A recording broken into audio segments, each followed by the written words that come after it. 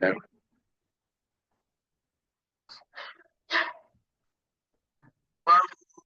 ila Madinah kaifa yuhyil arda ba'da mautiha.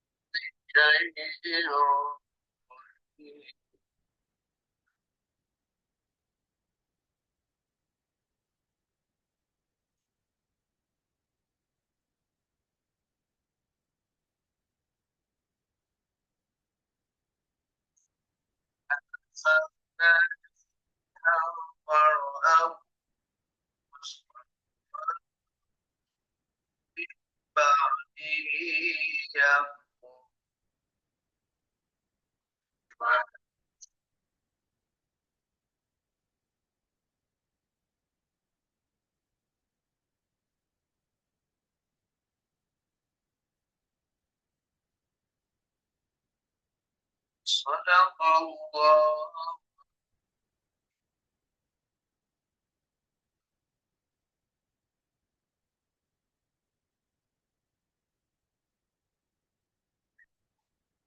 Sudah membaca paling tidak 19 ayat dari surat Ar-Rum, mulai ayat ke-33 sampai ayat ke-51.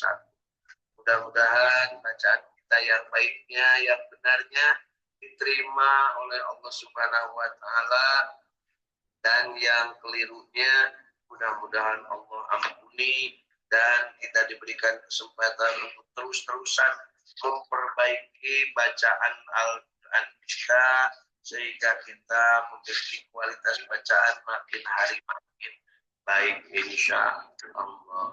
Baik, setelahnya kita membaca, kita juga ingin mendapatkan pemahaman yang benar dari ayat-ayat yang sampai kepada kita dan kita baca. Untuk itu kita manfaatkan kitab terjemah tafsir Ibnu Katsir untuk membantu atau untuk alat bantu kita dalam memahami ayat demi ayat dari yang sudah kita baca hari ini. Mari kita lihat mulai terjemahan ayat ke-33 surat Ar-Rum. Dan apabila manusia disentuh oleh suatu bahaya, mereka menyeru Tuhannya dengan kembali bertobat kepadanya. Benar nggak Bapak Ibu ya? Kalau lagi ada bahaya, kita selalu menyebut nama Allah. Ya, kalau tidak bahaya, tenang saja ya. Bahkan kadang teeling punya gestual kewal kita pokoknya ya, kalau artinya keras. Kemudian apabila Tuhannya merasakan kepada mereka barang sedikit rahmat daripadanya, jadi kalau mendapatkan nikmat, tiba-tiba sebagian dari mereka mempersekutukan Allah. Artinya, ya, lupa kepada Allah. Bahkan ada yang menganggap Allah lebih dari satu. Lebih dari satu, alias ada yang lain. Ya, jadi kan rezeki akibat saya sendiri. Saya berusaha atau karena pertolongan hapus dan gitunya, kepada Allahnya, padahal segala sesuatu itu dari Allah. Ini wanti-wanti, selalu ingat bahwa Allah tahu apa yang ada dalam kalbu kita. Jadi kita harus paham benar ayat ini ditujukan kepada diri kita masing-masing, sehingga mereka mengingkari akan rahmat yang telah kami berikan kepada mereka. Maka bersenang-senanglah kamu sekalian, kelak kamu akan mengetahui akibat perbuatanmu. Nah, ini ancaman dari Allah. Kalau seandainya kamu lupa, siap-siap nanti akan bertemu dengan apa yang sudah kamu lakukan, itu akibatnya. Atau pernahkah kami menurunkan kepada mereka keterangan, lalu keterangan itu menunjukkan kebenaran apa yang mereka selalu mempersekutukan dengan Tuhannya? Dan apabila kami rasakan suatu rahmat kepada manusia, niscaya mereka gembira dengan rahmat itu, Dan apabila mereka ditimpa suatu musibah atau bahaya disebabkan kesalahan yang telah dikerjakan oleh tangan mereka sendiri, tiba-tiba mereka itu putus asa. Jadi katanya Bapak Ibu, kalau sedang bahagia mendapatkan rahmat, mereka lupa kepada halnya, dan ketika mereka dalam keadaan ditimpa musibah, mereka itu putus asa. Putus asa artinya lupa kepada yang Maha memberikan harapan, yaitu Allah Subhanahu wa Ta'ala. Dan apabila mereka tidak memperhatikan bahwa sesungguhnya Allah melapangkan rezeki bagi siapa yang dikehendakinya, dan Allah pula yang menyempitkan rezeki itu, sesungguhnya pada yang demikian itu benar-benar terdapat tanda-tanda kekuasaan Allah bagi kaum yang beriman. Mudah-mudahan kita termasuk yang kaum yang beriman sehingga merasa mendapatkan kabar atau keterangan ini. Kemudian lanjutkan ke ayat ke-40, ke ayat 38. Maka berikanlah pada kerabat yang terdekat akan bahaya, akan haknya. Jadi kalau seandainya ada hak orang lain, maka harus segera diberikan. Berikanlah pada kerabat yang terdekat akan haknya. Demikian pula pada fakir miskin dan orang-orang yang dalam perjalanan. Bagi yang dalam perjalanan sebenarnya apa? Musafir, ya, sedang sabar. Itulah yang lebih baik bagi orang-orang yang mencari keridhaan Allah, dan mereka lah orang-orang yang beruntung. Jadi yang lebih baik dari keridhaan Allah dan beruntung itu adalah orang yang memberikan atau berbagi kepada kerabat, kepada orang fakir miskin, dan kepada orang dalam perjalanan atau musafir. Dan sesuatu riba atau tambahan yang kamu berikan agar dia menambah pada harta manusia, maka riba itu tidak menambah pada sisi Allah. Dan apa yang kamu berikan berupa zakat yang kamu maksudkan untuk mencapai keridhaan Allah, maka yang berbuat demikian itulah orang-orang yang dilipat gandakan pahalanya oleh Allah Subhanahu wa Ta'ala. Allah lah yang menciptakanmu, kemudian memberimu rezeki, kemudian mematikanmu, kemudian menghidupkanmu kembali. Adakah di antara kamu sebutkan Allah itu dengan Allah yang dapat berbuat sesuatu dari yang demikian itu? Maha suci Allah dan maha tinggi dari apa yang mereka persekutukan. Bapak Ibu, di dua ayat ini diinformasikan tentang riba atau menambah-nambah atau mematok sesuatu kepada orang yang kita bantu dengan zakat. Itu dipertentangkan alias sangat beda. Ya, kalau riba itu tidak diridhoi Allah, kalau zakat itulah yang akan kita mendapatkan ridho Allah Subhanahu wa Ta'ala. Itu Bapak Ibu. Tapi jangan lupa, kalau kita lagi membayar zakat, seolah-olah kita merasa lebih beruntung daripada yang dibayarkan, yang diberikan. Jangan sampai begitu Bapak Ibu ya. Kalau kita memberi sesuatu kepada orang lain, jangan sampai kita merasa lebih baik dari orang lain. Belum tentu. Bisa jadi justru yang menerima yang akan lebih baik. Makanya ketika kita bertransaksi memberikan zakat, sedekah atau infak, maka mintalah barokah kepada Allah dan rezeki kepada yang sudah diperoleh. Barokallah di kita. Jadi mudah-mudahan Allah memberikan rezeki kepada kita dengan yang penuh keberkahan. Demikian juga yang menerima, ya, yang menerima barokallah. Mudah-mudahan rezeki yang diberikan ini barokah. Barokah itu ke segala penjuru, bisa ke yang memberi, bisa ke yang diberi. Ya, kira-kira kita punya perasaan kalau diberi merasa lebih rendah nggak dibanding dengan yang memberi? Kan kenapa mau lagi kasih cuma tangannya tuh punya begitu ya. Padahal benar tahun tidak sekali. Ya. Tapi bagaimana pada yang menerima? Yang menerima senang, sambil senang sambil berterima kasih. Nah, kemudian yang memberikan merasa aku bangga nih bisa memberikan bantuan kepada dia. Padahal tidak seperti itu, harusnya sederajat. Hanya ada serah terima ketika berzakat itu adalah mencerminkan bahwa itu kita sederajat dengan yang menerima, atau yang menerima sederajat dengan yang memberi. Yuk lanjut ke ayat 41. Telah nampak kerusakan di darat dan di laut disebabkan karena perbuatan tangan manusia. Nah, enggak Bapak Ibu? Di darat kerusakannya apa? longsor, banjir, gunung, kemudian apa, tanggul-tanggul tidak dipelihara, gitu ya. Kemudian kalau di lautan kerusakannya berupa apa? Ada keracunan ya, keracunan ikan atau mungkin banyak apa namanya hal-hal yang dibuang ke laut yang menjadikan laut itu tidak bersih berupa limbah.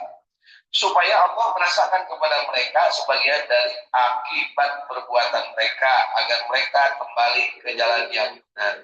Jadi Bapak Ibu, ketika di alam ini kita perlakukan baik, maka alam itu akan kembali memberi kebaikan. Kalau alam diperlakukan tidak baik, maka tidak akan baiknya. Katakanlah, adakanlah perjalanan di muka bumi dan perhatikan bagaimana kesudahan orang-orang yang dahulu. Kebanyakan dari mereka itu adalah orang-orang yang mempersekutukan Allah. Di sini perintah Bapak Ibu supaya kurang terlihat, ya tenang tuh. Ini supaya ngajar ngajar dong. Jadi disuruh nanti untuk menyebar, untuk berjalan-jalan. Adakanlah perjalanan di muka bumi. Ingat Bapak Ibu, seluruh Nabi dan Rasul yang sudah kita ketahui dan mungkin yang belum kita ketahui, semuanya mereka berjalan di atas bumi ini tidak hanya di satu tempat. Mereka berpindah-pindah. Yang paling perjalanannya paling jauh siapa Bapak Ibu di antara para Nabi? Nabi Ibrahim alaihi salam. Beliau dilahirkan di Babylon, sekarang Irak ya.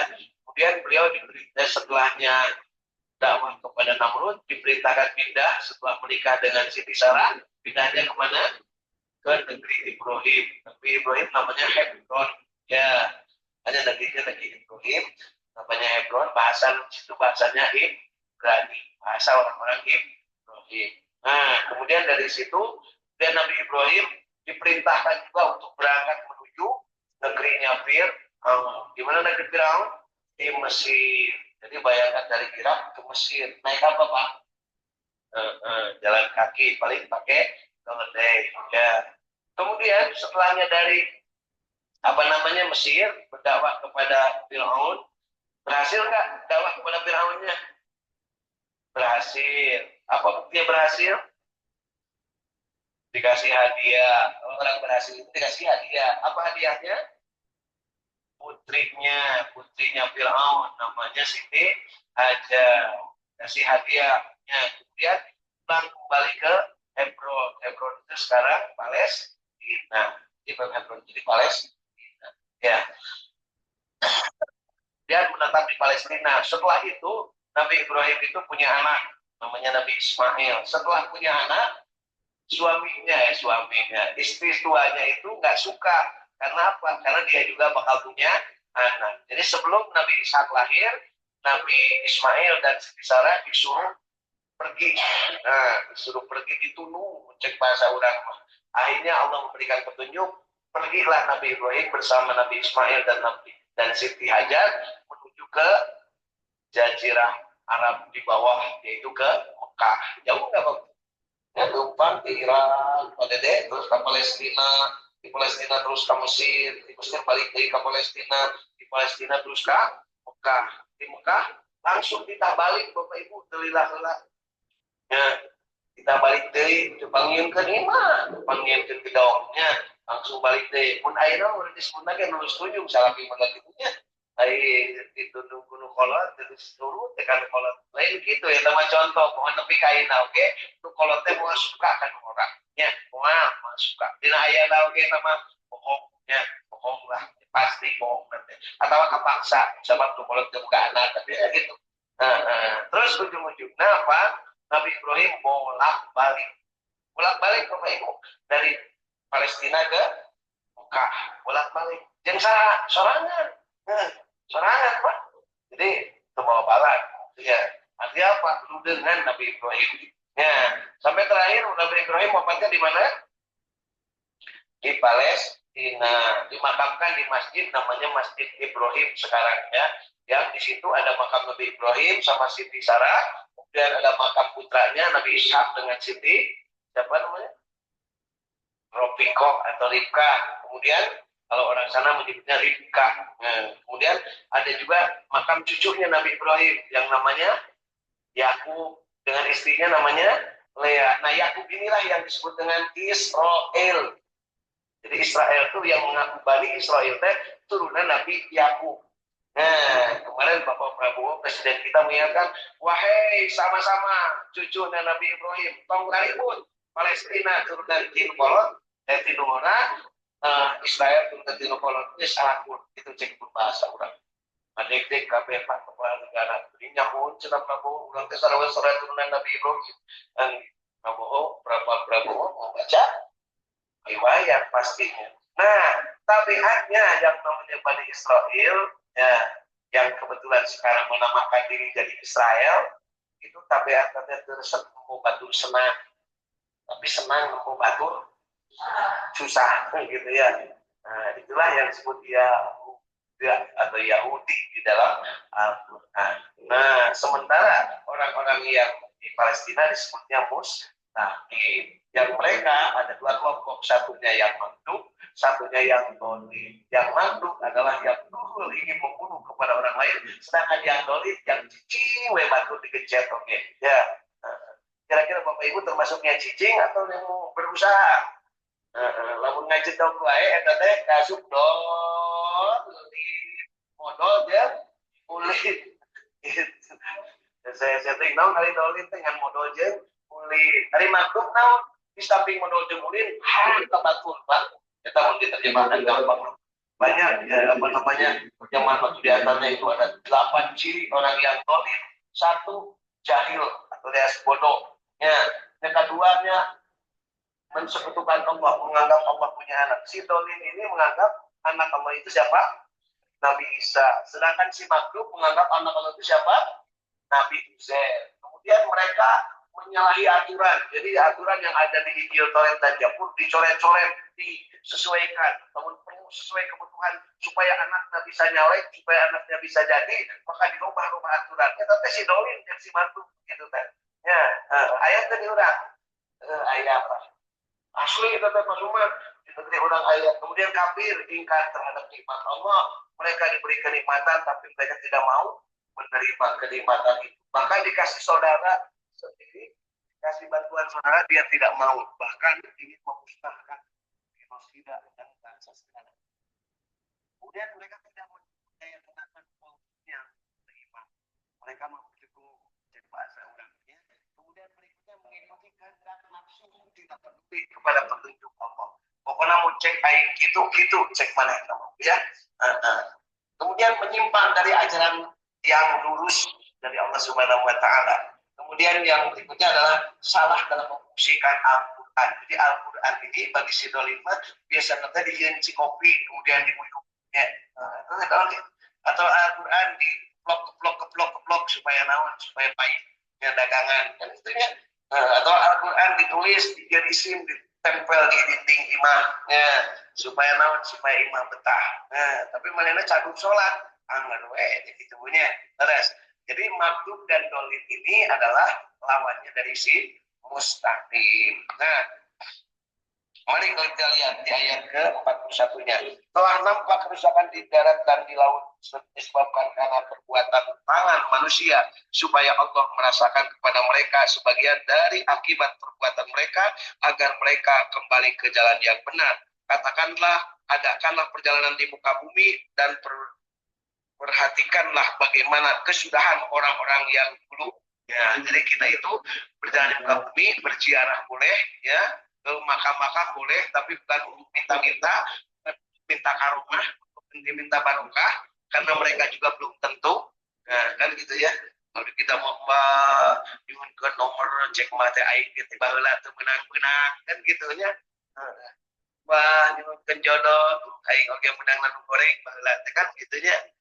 Tapi anu we jelema PKN mah yang menang rezeki mah oge nepi ka paeh teu boga imah kecil cek mbah teh. Aya gitu. Tapi da aya we udah menungkeun we gitu nya.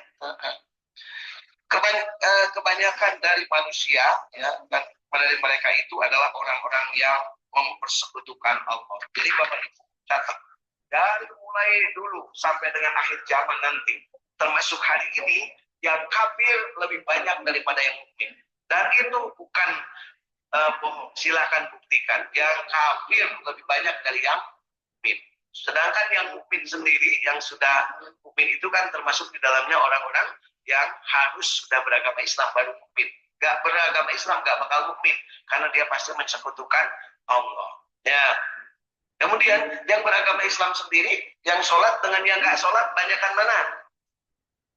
Masuk ngomong Bapak. Lu sholat, yang lu sholat, lu mana umat Islam? Loba nu sholat, lu sholat, loba nu khusyuk, loba nu khusyuk. Katingali tina gagal. Nah, ya. Nu khusyuk, loba anu istiqomah santasna sholat atau teu. Jadi saeutik teh nu beriman teh. Saeutik qalilan ma tashkurun, kan saeutik anu bersyukur. Qalilan ma tatafakkaruna ya ma ilun. Sedikit manusia yang menggunakan otaknya. Qalilan ma tadzakkarun, sangat sedikit orang yang berzikir, nu elik. Jadi nu elik teh pasti saeutik dibanding jeung nu gelo. Nah, Bapak Ibu kasuk nu elik atau nu gelo? Tinggal tanya ke diri sorangan ya. Oleh karena itu, hadapkanlah wajahmu kepada agama yang lurus dari Islam sebelum datang dari Allah suatu hari yang tak dapat ditolak kedatangannya. Pada hari itu mereka berpisah-pisah. Barang siapa yang kafir, maka dia sendirilah yang menanggung akibat kekafirannya itu. Dan barang siapa yang beramal soleh, maka untuk diri mereka sendirilah mereka menyiapkan tempat yang menyenangkan. Jadi kalau zalim, maka mereka akan menuai kezalimannya. Dan yang soleh akan mendapatkan kebahagiaan sebagai rahmat Allah Subhanahu wa Ta'ala yang sangat menyenangkan. Agar Allah memberi pahala kepada orang-orang yang beriman dan beramal soleh dari karunia-Nya. Sesungguhnya Allah tidak menyukai orang-orang yang ingkar. Ayat 46. Dan di antara tanda-tanda kekuasaan Allah ialah bahwa Allah mengirimkan angin sebagai pembawa berita gembira dan untuk merasakan kepadamu sebagai bagian dari rahmat Allah, dan supaya kapal dapat berlayar dengan perintah Allah, dan juga supaya kamu dapat mencari keridhaan Allah. Mudah-mudahan kamu bersyukur. Dan sesungguhnya kami telah mengutus sebelum beberapa orang rasul kepada mereka. Mereka datang kepadanya dengan membawa keterangan-keterangan yang cukup. Lalu kami, kata Allah, melakukan pembalasan terhadap orang-orang yang berdosa. Dan kami selalu berkewajiban menolong orang-orang yang beriman. Ayat ke-48-nya. Allah Subhanahu wa Ta'ala dialah yang mengirim angin, lalu angin itu menggerakkan awan. Dan Allah membentangkannya di langit menurut yang dikehendaki Allah dan menjadikannya bergumpal-gumpal. Lalu kamu lihat hujan keluar dari celah-celahnya, maka apabila hujan itu turun mengenai hamba-hambanya yang dikehendakinya, tiba-tiba mereka menjadi gembira.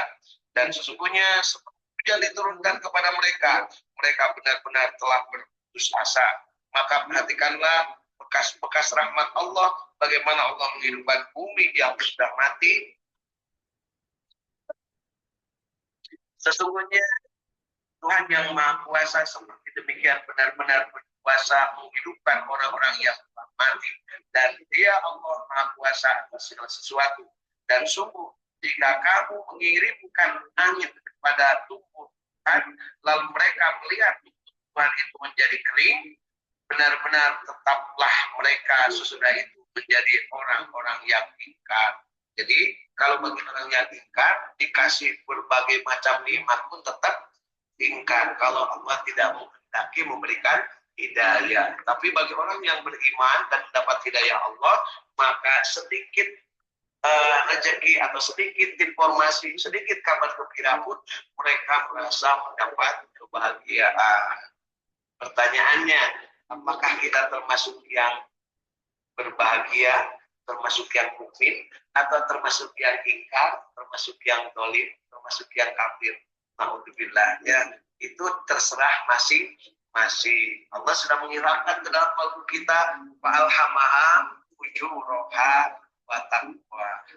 Nah, diilhamkan ke dalam manusia ini adalah benih-benih kejahatan dan benih-benih kebaikan. Terserah mau yang dipupuk yang mana. Nah, itu kira-kira. Jadi dua-duanya ayah itu potensi untuk jahat dan potensi untuk baik.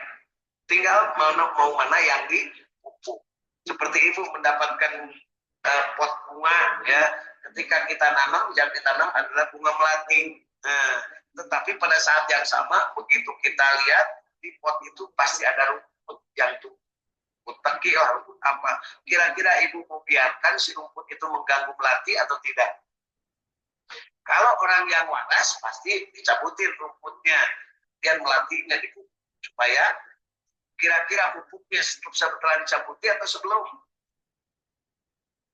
Sesudah, sebelum pakai tumbuhnya bareng-bareng, malah lebih cepat rumput dibanding dengan melatinya. Jadi cabuti dulu.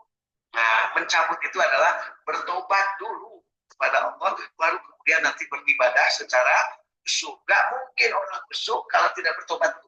Gitu Pak Dede. Jadi kalau kita punya dosa maling sandal orang, kembalikan dulu sandalnya, baru bertobat kepada Allah. Gak mungkin akan kewajar, akan normal, akan waras kalau hasil maling tidak dikembalikan. Negeri kita, kalau para maling-maling, para koruptor belum mengembalikan duitnya kepada negara, dia belum akan jadi manusia waras. Masalahnya mereka ganti data, ganti KTP, ganti dan sebagainya, maka nyalek lagi KPI-nya, padahal vonis bahkan tidak sedikit yang tenang. Nah, tapi ketika sudah jadi, si eta kan dulu dalam pidana, baru ketahuan oleh orang lain lagi, masya Allah ya. Jadi ini perumpamaan dari surat Ar-Rum yang kita baca pagi hari ini dari ayat ke-33 sampai ayat ke-51, kurang lebih 19 ayat, menginformasikan kepada kita bahwa betapa Allah berikan pemisalan dari keadaan-keadaan masa lalu untuk jadi pelajaran bagi kita di masa ini. Berlaku terus apa yang menjadi ketentuan Allah, karena Allah menurunkan Al-Quran ini adalah untuk menjadi syifa dan rahmat, untuk menjadi obat dan menjadi rahmat, dan Allah lah yang menjamin keaslian Al-Quran. Tidak akan ada orang yang mampu untuk mengubah-ubahnya. Inna nahnu nazzalna dzikra wa inna lahafidun. Itulah janji Allah Subhanahu wa ta'ala, dan tentunya kita wajib percaya kepada janji Allah tersebut karena Allah tidak pernah ingkar, insya Allah. Bapak Ibu, mudah-mudahan apa yang sudah kita pelajari dan kita baca hari ini dapatkan rahmat Allah, kita diberikan hidayah, terus-terusan meningkatkan kualitas bacaan kita, meningkatkan kualitas pemahaman kita, meningkatkan kualitas amal-amal kita, meningkatkan kualitas kenikmatan hidup kita untuk tetap bahagia, istiqomah, berjamaah baca Al-Quran, dan pada saatnya kita sebarluaskan kepada yang lain, kita mengikuti apa yang diajarkan Rasulullah SAW. Khairukum man ta'allama Quran wa 'allama. Sebaik-baik kalian adalah yang belajar Al-Quran dan mengajarkannya. Insya Allah. Yuk kita sama-sama akhiri dengan membaca surat Ali Imran mulai 130 sampai 136 sebagai jimat sakti diri yang harus kita amalkan. Mudah-mudahan kita mendapatkan berkah. Insya Allah. أعوذ بالله من الشيطان الرجيم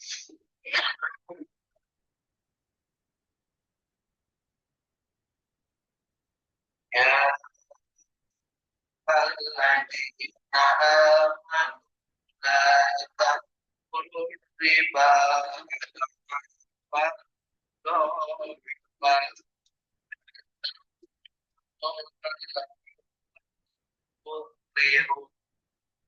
واتقوا النار التي أعدت للكافرين وأطيعوا الله والرسول لعلكم ترحمون وسارعوا إلى مغفرة مغفرة من ربكم وجنة عرضها السماوات والأرض أعدت للمتقين الذين ينفقون بالسراء والضراء والكاظمين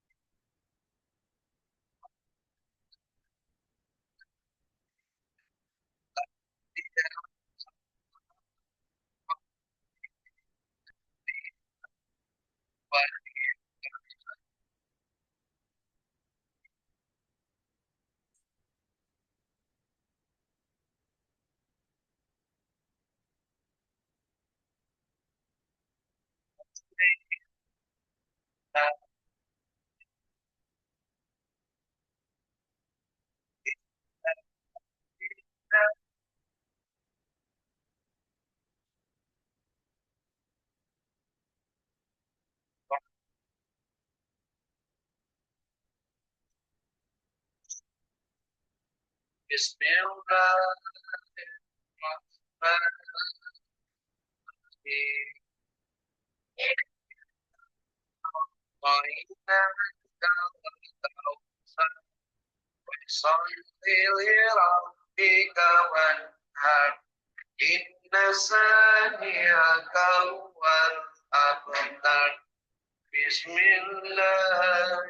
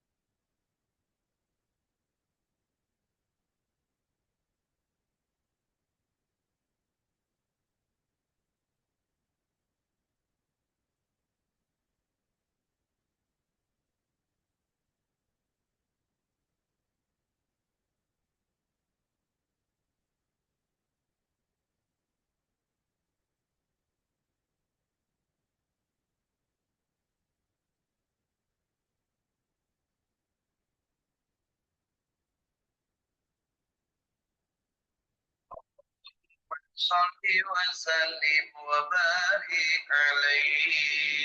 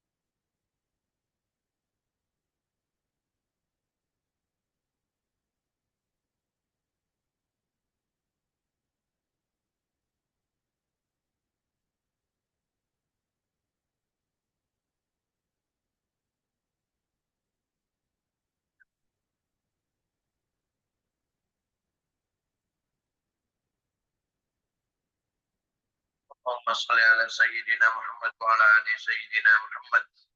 اللهم إنا نسألك علما نافعا، اللهم إنا نسألك رزقا طيبا، اللهم إنا نسألك عملا متقبلا، اللهم إنا نسألك بحسن الخاتمة، اللهم إنا نسألك رضاك والجنة ونعوذ بك من شهوتك والنار. اللهم إنك عفو كريم تحب العفو فاعف عنا يا كريم. اللهم ربنا تقبل منا إنك أنت السميع العليم وتب علينا إنك أنت التواب الرحيم. ربنا آتنا في الدنيا حسنة وفي الآخرة حسنة وقنا عذاب النار وأدخلنا الجنة يا عزيز يا غفار يا رب العالمين. صلى الله على سيدنا محمد وعلى آله وصحبه وسلم. سبحان ربك رب العزة عما يصفون وسلام على المرسلين والحمد لله رب العالمين. Amin ya Allah ya Rabbal Alamin. Bapak Ibu, segala yang baik itu diajarkan oleh Allah dan yang salah dari kesalahan saya sendiri mohon untuk dimaafkan. Mari kita sama-sama akhiri dengan doa akhir majelis. Subhanakallahumma wa bihamdika asyhadu an la ilaha illa anta astaghfiruka wa atubu ilaik. Assalamualaikum warahmatullahi wabarakatuh. Wilujeng salat Isra sareng salat